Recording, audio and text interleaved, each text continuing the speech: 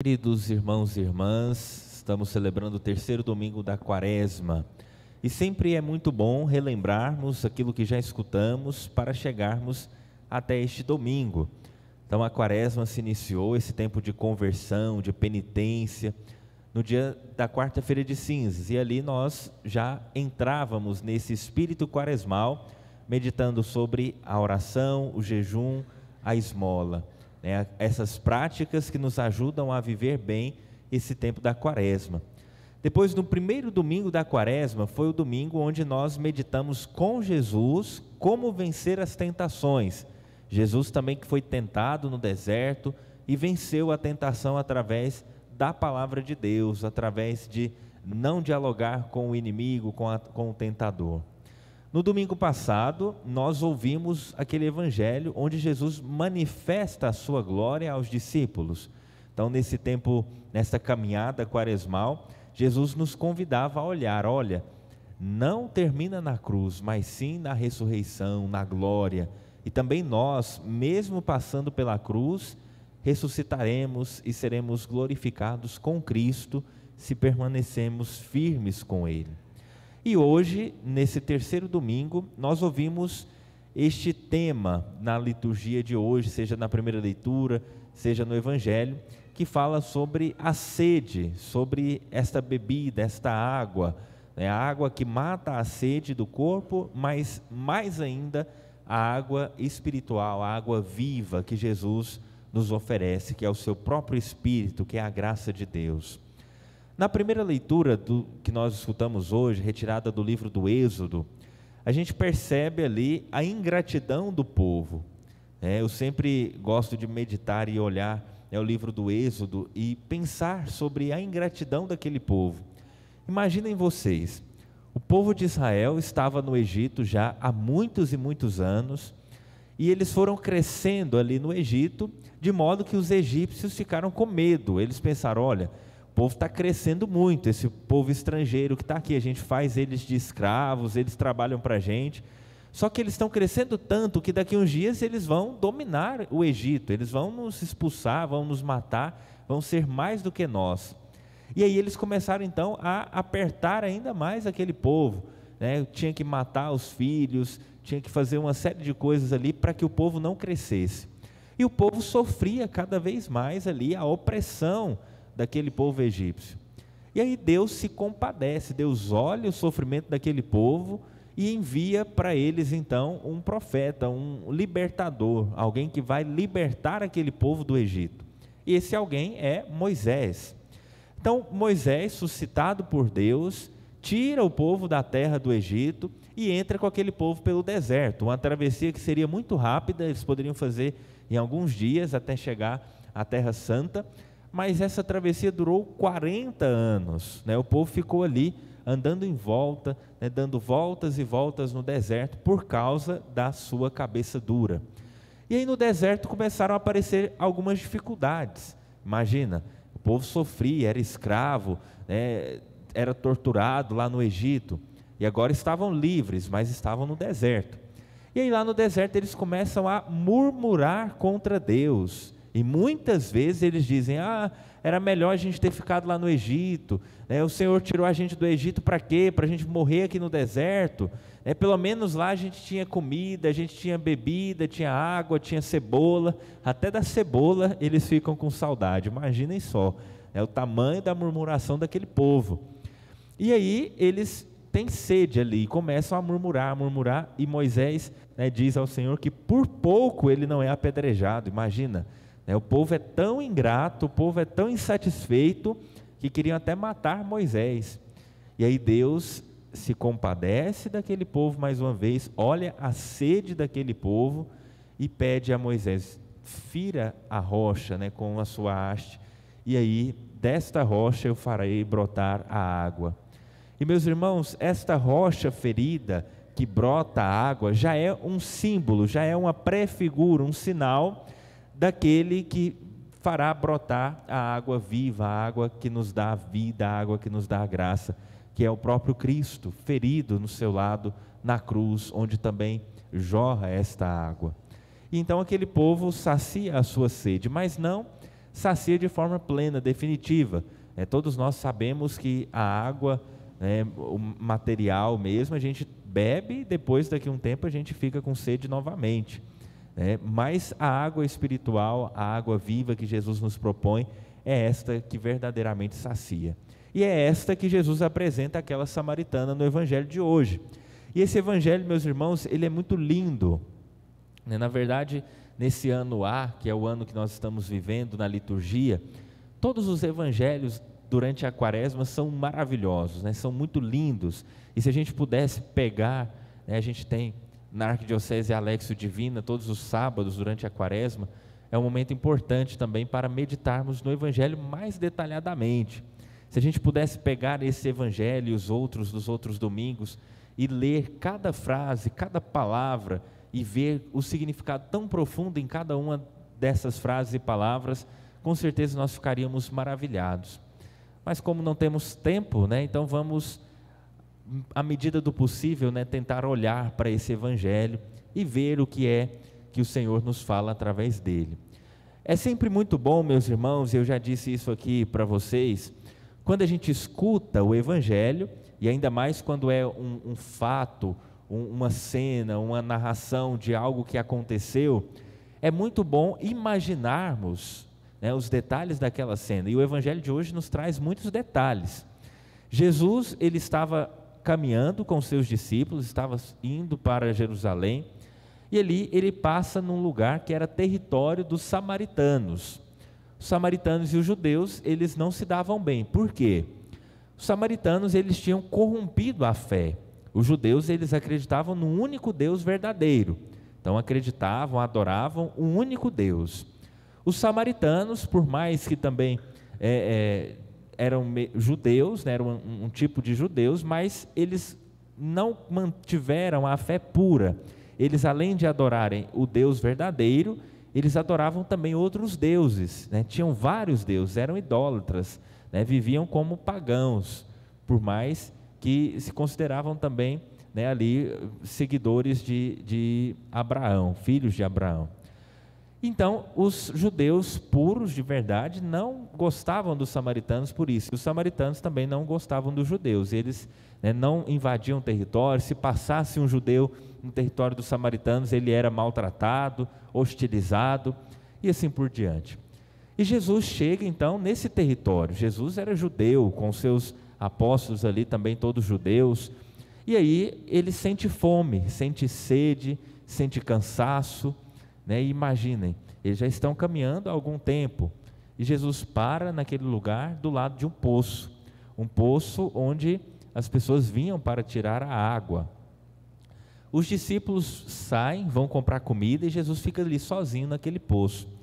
E aí o evangelista nos diz que era meio-dia, por volta do meio-dia. Meio-dia é um horário que o sol está mais alto, um horário mais quente. É um horário que ninguém vai buscar água no poço, Se você tem que fazer alguma coisa, ao ar livre, a gente sempre prefere ou de manhã ou à tardezinha. Se você precisasse tirar água na cisterna ou água no poço, você tira de manhã ou à tardezinha. E assim também faziam as mulheres, daquela época, naquele poço. Só que ao meio-dia aparece ali naquele poço uma mulher.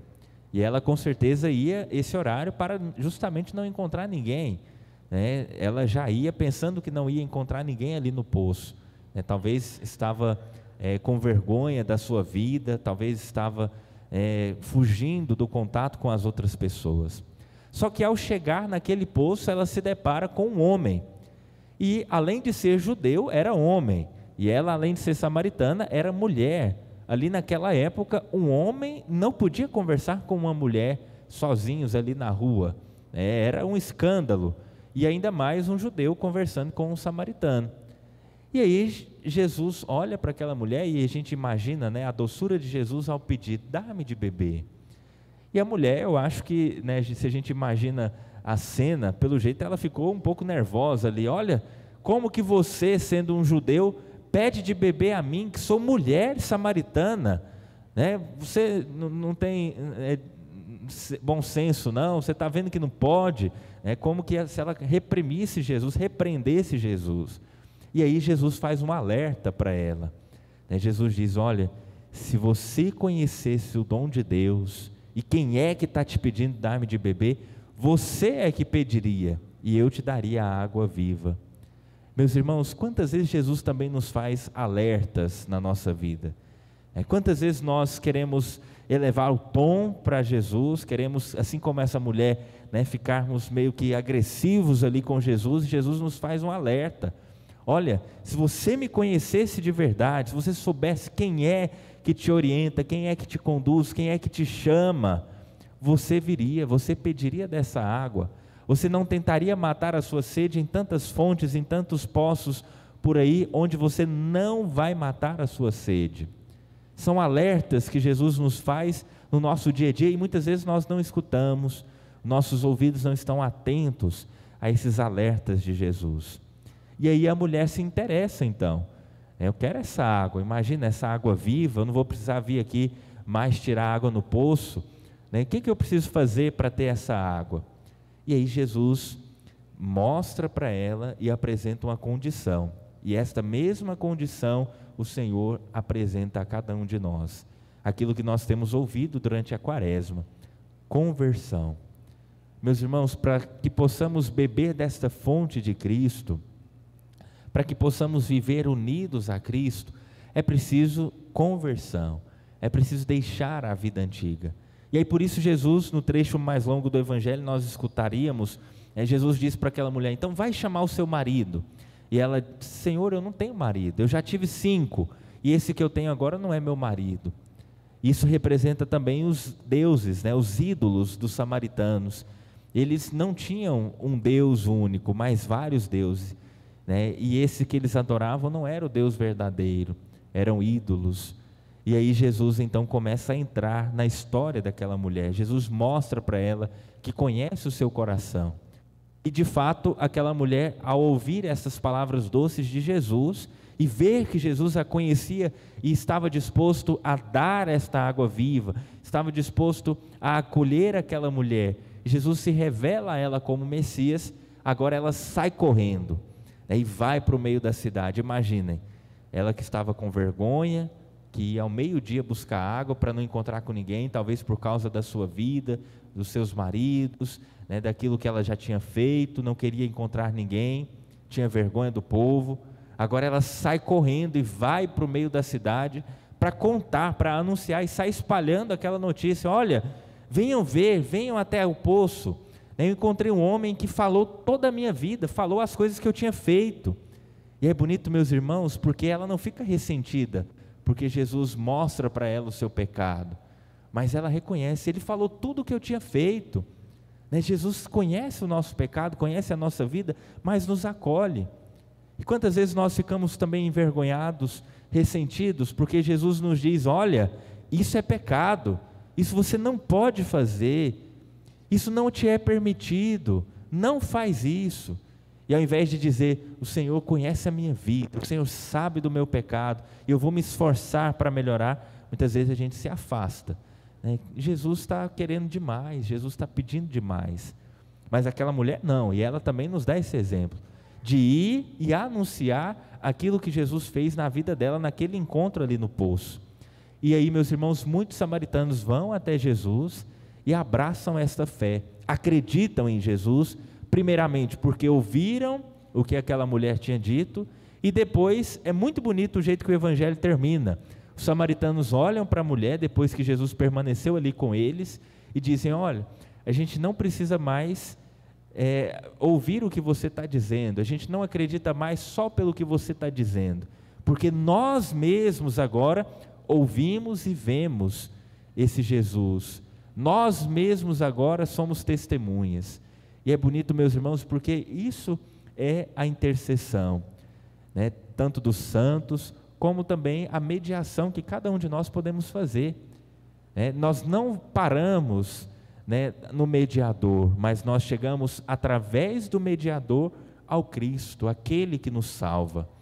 Por isso nós, por exemplo, pelo testemunho dos santos, Santa Luzia, quando nós olhamos para o seu exemplo, nós não paramos nela, mas por amor que ela tinha a Jesus, deu a sua vida. Então nós, através do exemplo dela, chegamos a Jesus, e assim por diante. É bonito quando as pessoas levam as outras até Jesus, assim como foi essa samaritana. Através do seu testemunho, da sua palavra, da sua experiência com Jesus ali no poço, tantos outros também abraçaram a fé.